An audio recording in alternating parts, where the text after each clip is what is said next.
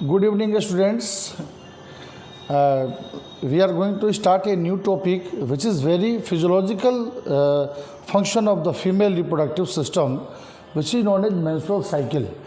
हम लोग आज फिजियोलॉजी का एक बहुत इंपॉर्टेंट नॉर्मल फंक्शन के बारे में पढ़ने जा रहे हैं, जिसको कि हम मेंस्ट्रुअल साइकिल के नाम से जानते हैं, जिसको हिंदी में मासिक चक्र या मासिक क्रिया के नाम से जानते हैं। सबसे पहले जानेंगे कि ये मासिक क्रिया होता क्या है। मेंस्ट्रुअल साइकिल एक ऐसा physiological cyclic repetition, cyclic activity है जो कि अल्टरनेट 28 डेज पर होता है। यह साइकिल वैसी फीमेल्स में होता है जो कि प्यूबर्टी एज में आ चुकी, क्रॉस कर चुकी होती हैं, वैसे महिलाओं में यह मेंस्ट्रुअल साइकिल होता है। मेंस्ट्रुअल साइकिल में यूट्रस से संबंधित एक्टिविटी होता है। अगर हम कहना चाहें तो मेंस्ट्रुअल साइकिल में दो तरह की एक्टिविटी होती हैं, दो तरह का साइकिल होता है। Uterine cycle which is related to the uterus and one ovarian cycle which is related to an ovary. यहाँ एक रफ डायग्राम यूट्रस का बना हुआ है और यूट्रस से संबंधित और ओवरी से संबंधित एक्टिविटीज़ होती हैं, साइकिल होता है, उसको हम मेंस्ट्रुअल साइकिल कहते हैं। मेंस्ट्रुअल साइकिल में हम आगे चलेंगे। मेंस्ट्रुअल साइकिल में बेसिकली हम जानते हैं कि 3 लेयर होता है। फर्स्ट लेयर को हम लोग पेरीमेट्रियम कहते हैं, सेकेंड लेयर को मस्कुलर लेयर को मायोमेट्रियम कहते हैं और थर्ड लेयर को इंडोमेट्रियम कहते हैं। इन 3 लेयर से मिल करके हम फीमेल बॉडी में यूट्रस कंपाइल्ड रहता है। सबसे थिक जो लेयर है और जिस लेयर में सबसे ज़्यादा मात्रा में ब्लड सप्लाई होता है, उस लेयर को हम मायोमेट्रियम कहते हैं। और इसी मायोमेट्रियम लेयर के कॉन्ट्रैक्शन से फिटस का एक्सप्रेशन होता है। It is very important to know about it कि मायोमेट्रियम का डिलीवरी के टाइम में, चाइल्ड बर्थ के टाइम में, पार्चुरेशन के टाइम में क्या रोल है। एक बेसिक इंपॉर्टेंट टॉपिक है। तो जो ये इनर लेयर है, यूट्रस का inner layer which is known as endometrium, हमने देखा कि यूट्रस का 3 लेयर होता है। फर्स्ट लेयर को पेरीमेट्रियम कहते हैं, सेकेंड लेयर को मायोमेट्रियम लेयर कहते हैं और थर्ड लेयर को इंडोमेट्रियम लेयर कहते हैं। तो ये 3 लेयर से मिलकर के यूट्रस बना है और जिसमें कि इंडोमेट्रियम लेयर जो यूट्रस का है वो अल्टरनेट 28 डेज पर और उससे जुड़ा हुआ ब्लड वेसल्स, क्योंकि यूट्रस का जो अंदर का लाइनिंग है उसको इंडोमेट्रियम कहते हैं और अल्टरनेट 28 डेज पर ये इंडोमेट्रियल लेयर और उससे जुड़ा हुआ रिलेटेड ब्लड वेसल्स टूट करके ब्लड के रूप में वेजाइना से बाहर निकलता है। इस प्रक्रिया को हम मेंस्ट्रुअल साइकिल कहते हैं और यह एक नॉर्मल फिजियोलॉजी है।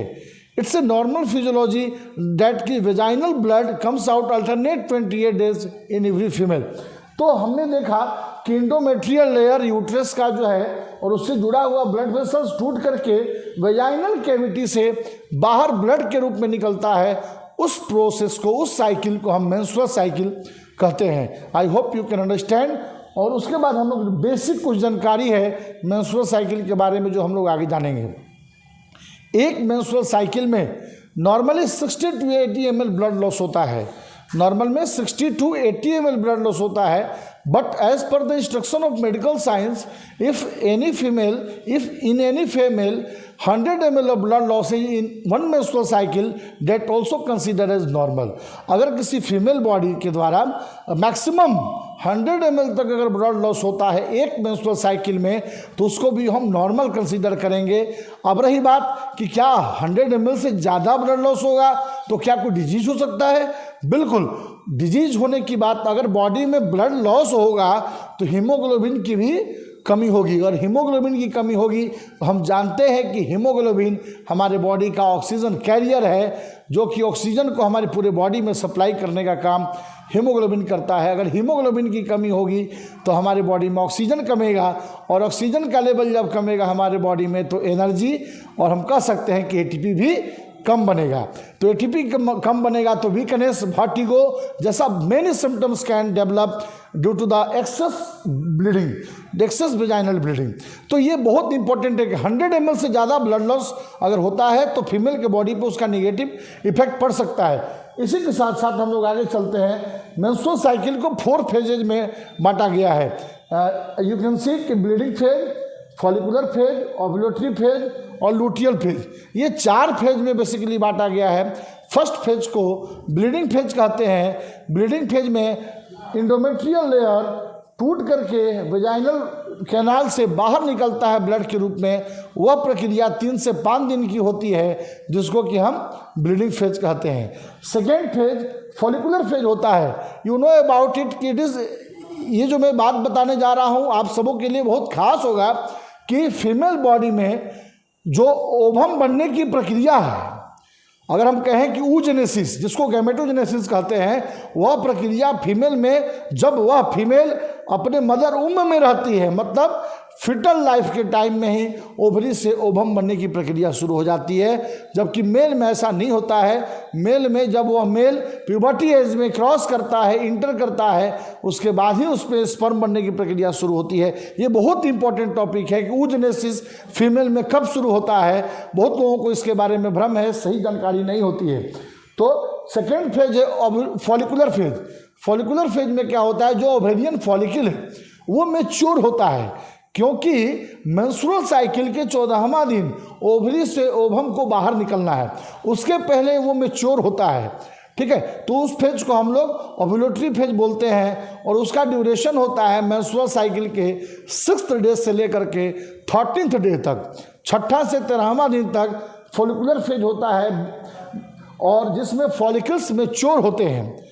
और नेक्स्ट फेज है ओव्यूलेटरी फेज, जिसको कि जिस फेज में ओव्यूलेशन की प्रक्रिया होती है, यानी ओवरी से ओवम बाहर निकलता है, उस समय Graafian follicle ovarian follicle rupture होता है और ओवम बाहर रिलीज होता है। वो 14 day of the menstrual cycle के दिन होता है। First day of the menstrual cycle, पहला दिन से लेकर के 14वां दिन, मेंस्ट्रुअल साइकिल के पहला दिन से 14वां दिन जो होगा, अगर किसी फीमेल को 1 तारीख को मेंसेज आते हैं तो 14 तारीख जो होगा उसको ओव्यूलेटरी डे बोलेंगे, ओव्यूलेटरी फेज बोलेंगे, जिस दिन ओवम रिलीज आउट होता है।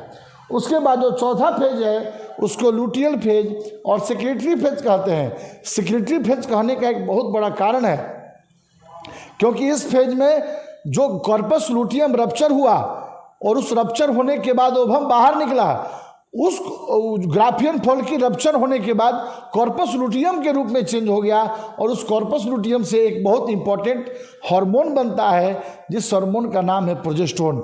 उस हार्मोन का सिक्रीशन कॉर्पस लुटियम से होता है, और वह corpus luteum ruptured Graafian follicle का एक रूप होता है। और उस प्रोजेस्टेरोन का 2 महत्वपूर्ण हार्मोन, 2 महत्वपूर्ण फंक्शन है। इसलिए मेंस्ट्रुअल साइकिल के चौथा फेज को, जो 15वां से 28वां दिन तक होता है मेंस्ट्रुअल साइकिल के, उसको सेक्रेटरी फेज या लुटियल फेज कहते हैं।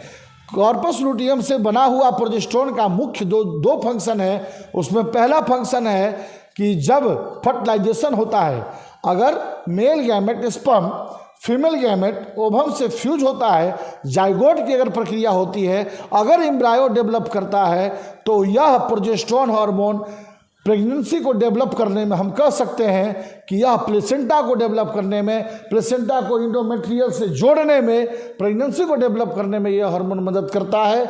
और अगर फर्टिलाइजेशन नहीं होता है, अगर निषेचन की प्रक्रिया नहीं होती है, इट इज़ नॉट नेसेसरी कि हर अल्टरनेट 28 डेज पर किसी फीमेल बॉडी में फर्टिलाइजेशन हो ही, इट्स नॉट नेसेसरी। तो अगर फर्टिलाइजेशन नहीं हुआ तो जो इंडोमेट्रियल लेयर और उससे जुड़ा हुआ ब्लड वेसल ब्रेक हुआ था, वह प्रोजेस्टेरोन हार्मोन पुनः फिर से वो इंडोमेट्रियल लेयर बनाने का काम करता है और यूट्रस को नेक्स्ट अल्टरनेट 28 डेज पर फिर से मेंस्ट्रुअल साइकिल के लिए रेडी करता है। तो ये एक बहुत खास टॉपिक है जिसको कि सबको जानना चाहिए, चाहे वो मेडिको हो चाहे वो नॉन मेडिको हो, मेंस्ट्रुअल साइकिल के बारे में। और ये जानने के बाद हम लोग जो इसके आगे का जो टॉपिक होगा फर्टिलाइजेशन, उसको हम अगले टॉपिक में आपसे डिस्कस करेंगे। आई होप आप सभी को बहुत अच्छा लगा होगा। Thank you so much.